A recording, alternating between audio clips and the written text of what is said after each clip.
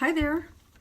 This is Jo Zuleika, founder of Women Who Lead with Heart, coming on from my weekly live where I love to connect with people in my group and share a little bit of a training or teaching or just to sort of relate with leadership topics and what it's like for us who are grappling with so much right now. And last week I talked a lot about positivity and how you can increase positivity in your life. And this week I was posting about how positive thoughts can lead to positive outcomes. And what I want to start with is maybe just a story, because this last week, as I've posted, has been one of the most challenging weeks ever. And certainly in terms of a work construct, if we want to just talk about my career or my role as a leader, easily the hardest week that I think I've ever had at work. I work in travel, many of you know that, and travel is nosediving. It is not the time to try to find a job in the travel industry. And indeed, for many in our industry, there is less work or no work. And so the quick and dirty, upshot is that we had to lay off a lot of really good people on Monday because we're experiencing a rapid and stark, stunning, staggering downturn in business. The kind that could actually really make a business fold. The business I work for will be resilient, and that's not really the concern. But there's no way, the way we were going, could we continue with the plans that we had.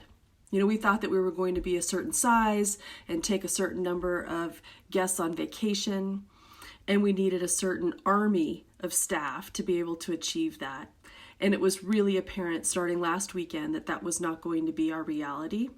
And so after a series of some really exhausting weekend meetings last week, a week from today, we decided that we were going to do layoffs. And it happened so quickly, we almost didn't have time to process it.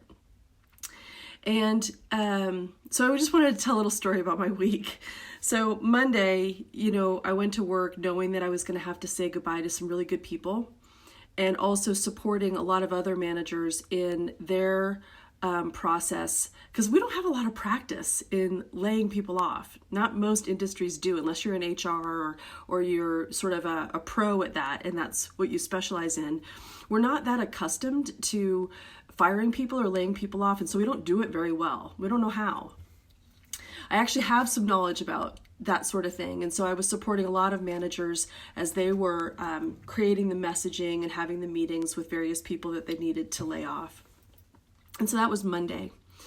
And then Tuesday actually got worse. Tuesday cratered. Tuesday, the very small team that supports the owner of our business had a lot of conflict and some really tough internal strife that really was like throwing a grenade in our team, and we just sort of split up for a little while. It was a real fracture feeling, and I think we all just sort of got really internal, and I couldn't work, I couldn't think. I was feeling very threatened. The upshot was we were wondering if we were going to have jobs too. And it's hard when you have to be a leader, and when you have a hard message to give to others. It's even harder when you're frightened and triggered and feeling alone and you can't talk about it with anybody, maybe your family. But there was some stuff going on that that really put us all into a tailspin. And some of my closest friends at work that I work with in the office that were dealing with the same thing, even we couldn't really look at each other in the eye and talk about it because it's pretty bad.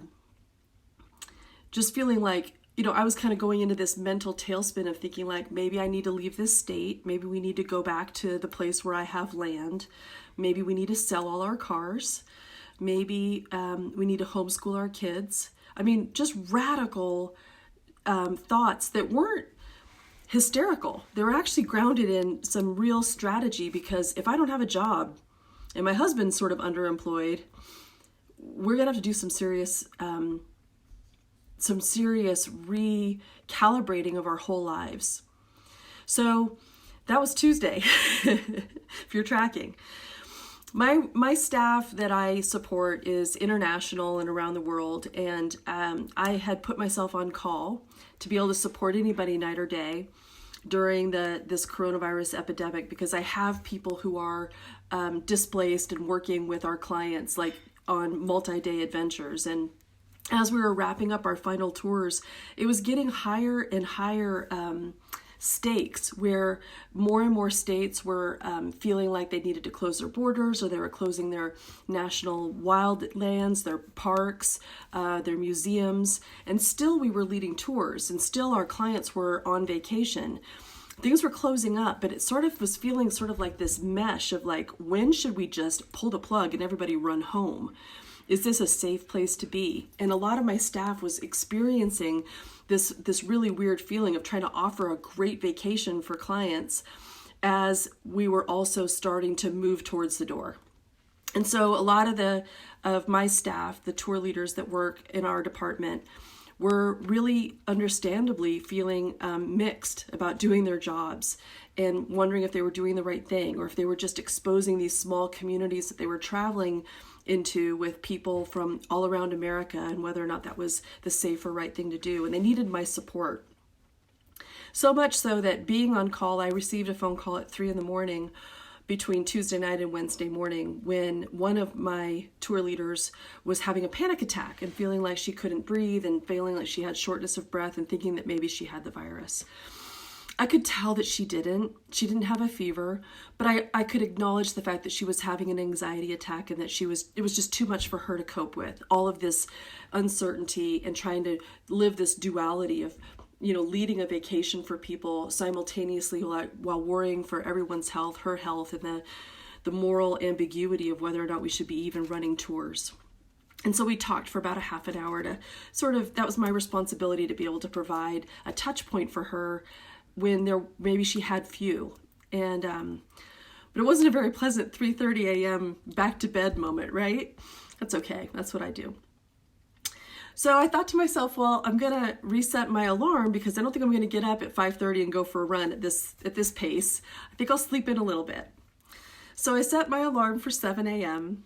And for those of you who are local, I live in Salt Lake City, Utah now. At 7:09 a.m., just when I had hit the snooze button, we had a pretty major earthquake Wednesday morning. So after having been woken up in the middle of the night to calm a panicked employee who was having an anxiety attack, and trying to strategize and think of how to talk her down in the midst of my thick sleep, and finally getting some rest, I was woken up with an earthquake, the size of which is almost a 6.0. And I grew up in California, so I'm used to earthquakes, but you never really are expecting one.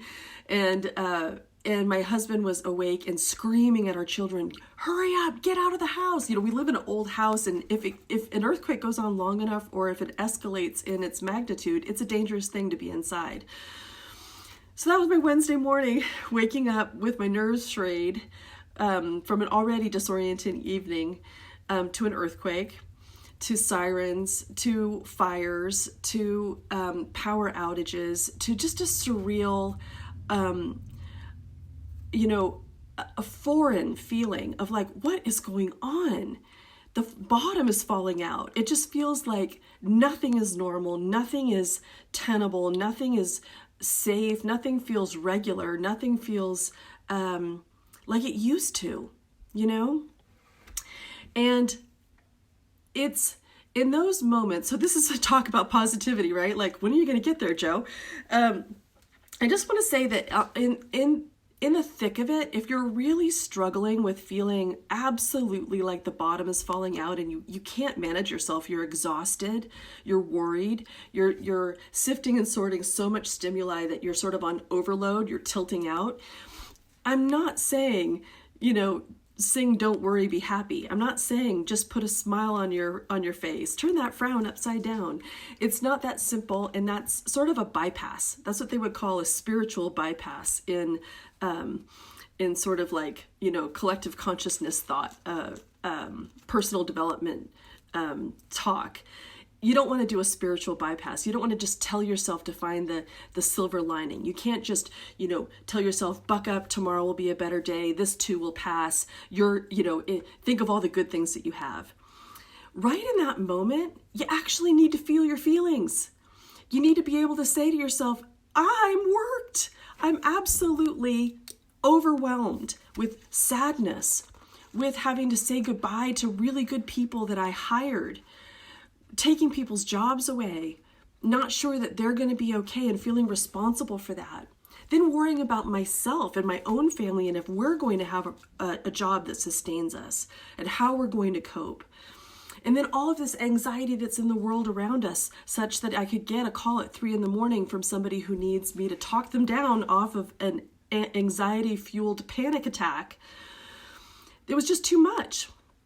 So I actually want this talk to be about feeling your feelings and letting it be okay.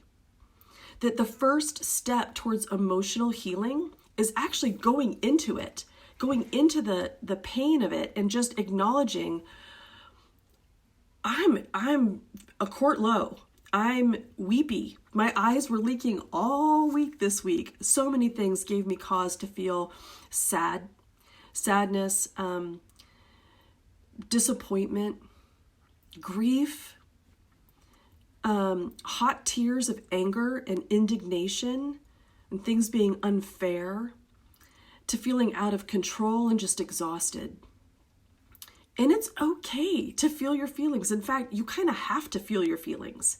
If you just try to think your feelings, you're not doing it right. If you just try to have a thought that coaches yourself to think a different way, or to tell yourself what you're feeling isn't appropriate, or it would be better if you felt a different way, you're thinking your feelings, you're not feeling them. And that is not a productive way to process what's going on for you. So when you notice that you're thinking your feelings, you need to redirect those thoughts, like it's not fair, or I'm so angry, or I'm overwhelmed, or I don't know if I can do this, or I feel like it's horrible what's happening in this world. We can't control anything. These are thoughts, not feelings. The feelings are here. The feelings are the thing that doesn't have words. So if you find yourself thinking your feelings, my counsel to you is actually to slow your roll and get back into your body and think, what's really underneath that thought? I'm scared. I'm tired. I'm sad. I'm disappointed. I feel cheated. This isn't the year I expected. This isn't the way I wanted it to be. I'm afraid. I feel sad for my children. I feel disappointed on their behalf. I feel grief for the people who lost their jobs. And I'm not even dealing with the people who are sick. If I go there and I feel the terror of all of us knowing that people are getting very sick, people are suffering, that our own loved ones might feel that way, I need to come into clarity that that's a feeling, not a thought. And let that sensation be in my body and just let it be. It's okay to cry. It's okay to grieve. It's okay to sort of even stamp your foot and say, shit, I had plans. I was going to go have spring break in California on the beach. I was going to be surfing. I don't get to do that. This is not the time to tell yourself that other people have it worse than you and you're not allowed to feel badly. You can feel badly. You can feel disappointment. It's true for you. You're just not going to stay in that place. After you have that true feeling and you breathe into it and you let that emotion move around. For me, it was tears. It was just letting it out, just letting it go. Feeling the sadness, feeling the grief. I mean, for us in our little office, my really good friend and I, we've hired so many good people. It's taken us years to build this small office of about 30 people.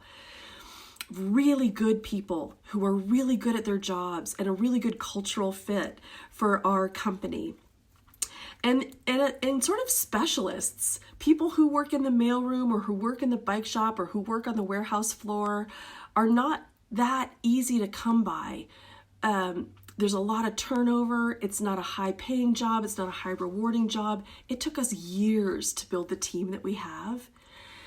And so there's a lot of grief, feeling like all of that time, all of that effort, all of that building of talent and developing people in one morning was wiped clean like a whiteboard with an eraser, and no longer all of that work is gone. Not to mention, the humanity of it, the people that we loved, that we enjoyed working with every day. I mean, it's okay to feel that. In fact, it's important to feel that and to recognize it sucks. But after you're in that moment and you're feeling it, something shifts.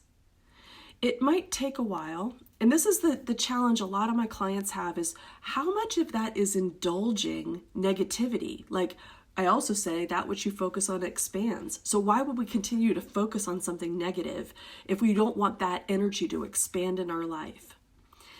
Well, the answer is you have to focus on what's true. And so if what's true for you is a sense of grief and loss, sadness, uncertainty, nervousness, anxiety, you need to work through some feelings and let it be, with the anticipation that it will shift and that you're not going to indulge it for its own sake. So I'm talking about it now, but it already feels distant. I knew that this was going to be the topic for this weekend, but I'm already having a hard time accessing how terrible I felt this past Tuesday and how terrified I felt Wednesday morning, because it's already shifting. And that's when you realize, then you make a choice. Then you can focus on what you want to have expand. So I've decided that for this next week, I'm going to lead a positivity challenge. And every day I'm going to come on and do a Facebook Live about a specific topic, about how we can focus on a positive outcome and techniques that we can use in our own lives to nurture a more productive, positive, buoyant, upbeat, and likely outcome. We're not just talking about ignoring the negative, we're talking about feeding the positive, and those two things are different. So stay tuned for more. I'll post in my group. It's going to be my lunchtime every day this week. It will be rich. It will be short. It will be humorous. There'll be a lot of storytelling, but I'm going to give you some real world examples of how you can focus on that which you want to expand and really feel a shift in your own life. So with that, I want to say that because you can be honest about that which is painful for you, and you can own it, that you're not perfect, that you're not always put together, that maybe there is a week where you go to work every single day and cry, and you can talk about it. Maybe somebody, maybe a really good friend, maybe people out there in your life will see that pain and acknowledge it and lift you. And so this is my tribute to us becoming all more positive. It was given to me by a very thoughtful and introspective and positive person who instinctively knows that these lessons are true, that which we feed expands, that where attention goes, energy flows. I look forward to seeing you this week on my positivity challenge, and that's what I have for now.